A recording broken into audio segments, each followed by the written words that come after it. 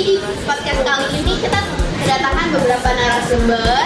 Tapi sebelum masuk ke dalam kira-kira kita mau bahas apa, perkenalkan saya Isna Pendana Saleh sebagai pembawa acara dan ini ada beberapa narasumber kita. Ada siapa? Saya Waslia dari Cigaseringan.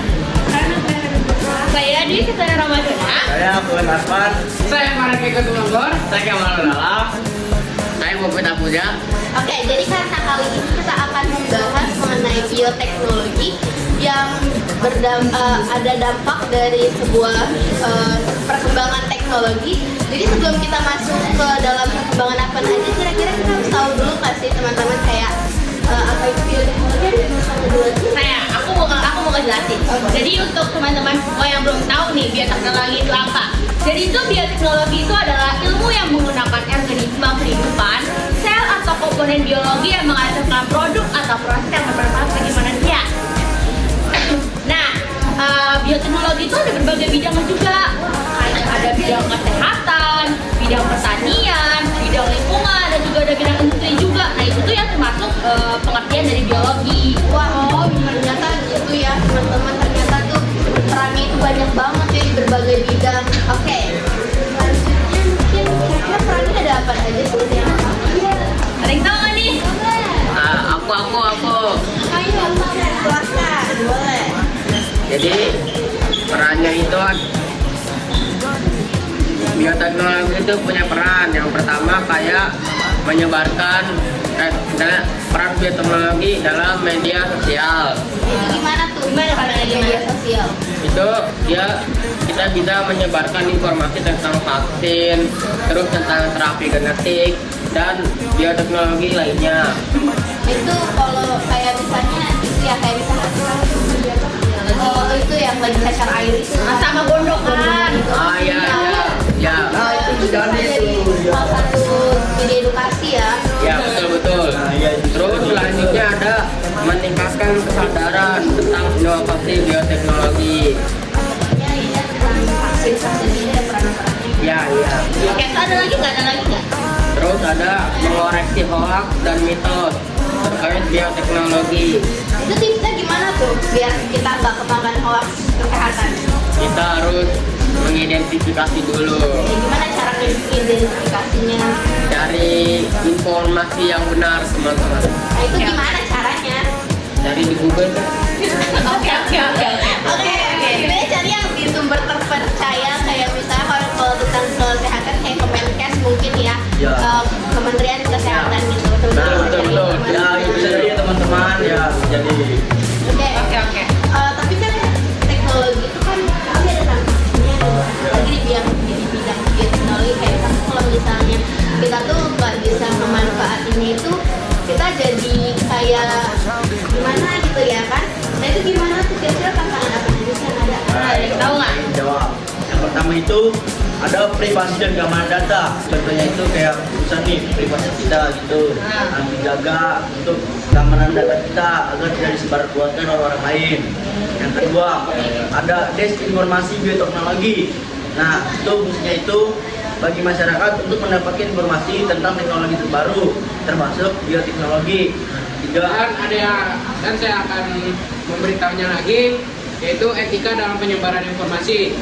Ada di dilema etis ketika menyebarkan hasil penelitian teknologi kepada publik di media sosial, terutama jika informasinya belum sepenuhnya dipahami atau masih kontroversial. Hal ini bisa menyebabkan ketakutan atau harapan berlebihan di masyarakat. Merasa gitu ya kayak misalnya ada misalnya vaksinasi gratis gitu kan kita jadi berharap ya dapet.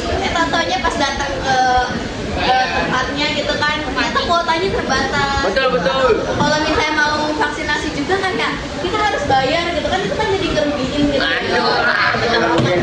itu tantangannya besar dulu gak sih kalau misalnya buat kelas ekonomi rendah gitu ya. Ke bawah. Ke bawah. Ya, gua banget. Apalagi Itu pengaruh algoritma terhadap kayak persepsi. Algoritma media sosial seringkali mempromosikan konten yang banyak menarik perhatian. Dalam kasus bioteknologi ini bisa berarti informasi yang sensasional kontroversial atau bakal menakutkan menjadi lebih terbesar ruang. Itu berarti Jadinya kayak itu informasi yang jadi tersebar luas secara cepat. ya, tapi kalau misalnya kadang berakhirat itu bahaya banget. Oke, lanjut. Bidang-bidang apa? Selanjutnya kayak ada perkembangan bioteknologi di masa modern ya. Bioteknologinya sangat berkembang dengan pesat karena ditemukan banyak teknologi. Biasanya ada rekayasa genetika, kultur jaringan, rekombinan, pengembang biakan sel induk, cloning, profil DNA, analisis genom, dan transgenesis. Yang terakhir itu kemotransplantasi. Nah, bioteknologi modern merupakan penerapan bioteknologi yang lebih baru dengan cara memanipulasi organisme hidup dan bahan organik. Bioteknologi modern berkembang pesat setelah ditemukannya struktur DNA pada tahun 1950. Ternyata udah lama banget ya ditemuin rekayasa teknologi di bidang bioteknologi itu banyak banget ternyata. Jadi semakin berkembangnya itu kita semakin gampang gitu ya akses di bioteknologi semakin gampang banget. Kita pengen tahu kira-kira dari sebuah perkembangan itu ada nggak sih kayak sebuah kisah gitu? Nah, aku punya kisah nih tentang orang yang berhasil di bidang bioteknologi yang bisa meraih uang sebesar 696 miliar. Banyak Wah, banget. banyak. Bayangin aja. Wah, uang segitu mau beli apa? Rumah. Mobil. Sih enggak yang ini kayak Thermal tuh. semakin biar buat turunan gitu. Tapi sebelum itu kalian tahu nggak cara dia bisa menghasilkan uang sebanyak itu gimana? Wah, gimana tuh? Waktu itu dia mengembangkan jamur sebagai bahan dasar obat-obatan dan memanfaatkan senyawa bioaktif dari jamur dan menciptakan obat alami yang potensi mematikan sebagai penyakit. Buat obat. Jadi dia buat obat gitu ya dari jamur gitu. Iya, karena itu dia bisa memanfaatkan bahan di sekitar kita untuk menghasilkan obat-obatan ini. Ya, guys, itu keren banget sih. Jadi buat teman-teman semua itu kayaknya harus dijadiin sebuah inspirasi yang kayak ini ada suatu hal yang jadi peluang, jadi kalian harus apa ya, harus ngemanfaatin biar itu bisa jadi peluang bisnis. Betul. Ada sih kerja. Oh, jadi intinya dia kayak Iya, jamur doang. doang yang Keren lah ya. nyawa aktif keren.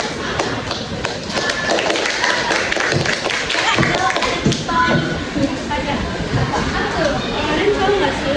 Jadi tuh di India tuh ada seorang wirausahawan yang mendirikan Apa ya? Namanya si Bioper. Dia kayak salah satu perusahaan terkenal gitu masih dari India kayak. yang mendirikan itu Kiran Mazda. Perusahaan bioteknologi ini ditunjukkan tuh pada tahun 1978. Wow, udah lama kayaknya itu sebelum aku lahir sih. Sebelum aku lahir, aku Udah berarti udah lama banget berarti perusahaan sendiri. Dia tuh awalnya sebagai asli bir atau minuman alkohol yang Ya, selalu enak. terus dia memanfaatkan teknologi fermentasi itu yang digunakan untuk pembuatan bir, lalu dia mengembangkan bioteknologi itu ke medis. Ini kayak dia buat kayak semacam minuman aja gitu kan. Dari minuman itu mungkin dia menemukan sebuah inovasi gitu kayak kayaknya selain dari fermentasi buat minuman biasa gitu ada tuh bisa digunakan Oh iya. itu kira-kira di bidang medis apa aja yang bisa dia kasih.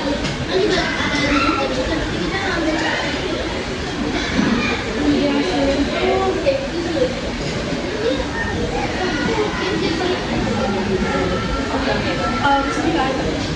Oke, berarti dia belum tahu lah, belum. Kalau yang di bidang medis mungkin dia belum mendalami lagi sih ya. Oke, ternyata dari podcast kali ini kita banyak banget dapat informasi-informasi mengenai kayak apa apa itu bioteknologi, gimana sih peran dan tantangannya gitu. Terus kira-kira tuh dari perkembangan yang ada apa yang terjadi gitu. Dan juga ternyata banyak banget orang-orang yang berhasil di bioteknologi dengan memanfaatkan perkembangan teknologi yang ada. Kayak sekarang bahkan kita juga bisa nggak sih kayak hasil produk lain gitu, bisa. Salah satunya tempe. Iya DP ya, itu kita cuma kayak modal handphone, akses internet, bisa dapet resep, bisa dapet prosesnya kayak gimana. Itu kalian harus coba biar jadi sebuah peluang bisnis. Mungkin gitu aja kalian Oke. kita kali. Betul. Yang dari kelompok kami. Assalamualaikum warahmatullahi wabarakatuh. Ya, udah, Mupit. jangan-jangan ini ya lagi.